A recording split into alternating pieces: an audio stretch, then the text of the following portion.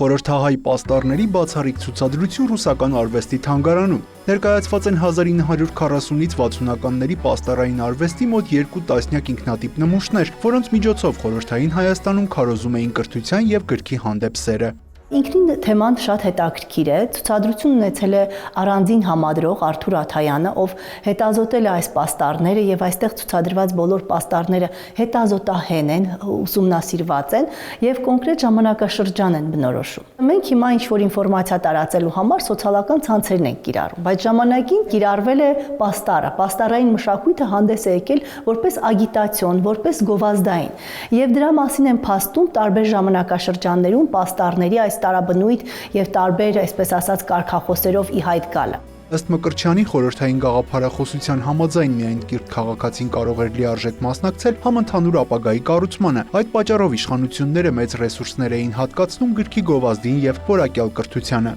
1946-ից 1954 թվականին տպագրվեց 6400 անուն գիրք 41 միլիոն տպաքանակով։ Սակայն այդ գրքերը պետք է իրացվեին, իսկ իրացվելու համար պետք էր գովազդային պաստառներ։ 1956 թվականին 5000 անուն պաստառ տպագրվեց 94 միլիոն տպաքանակով, որոնցից 900-ը միայն գովազդային էին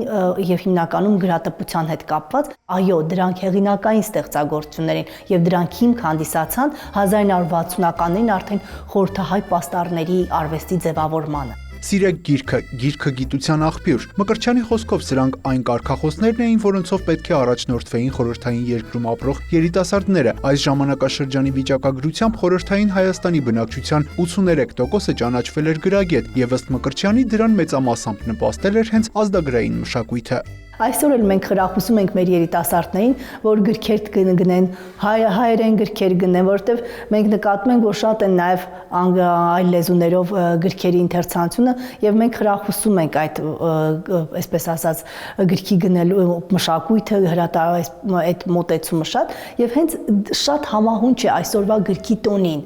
գիրք նվիրելու տոնի այդ կարգախոսին շատ բնորոշ է։ Խորհրդահայ պաստառները ռուսական արվեստի թանգարանում կցուցադրվեն մինչև մարտի 25-ը։ Յուրա Վահանյան, Արման Թովմասյան, լուրեր։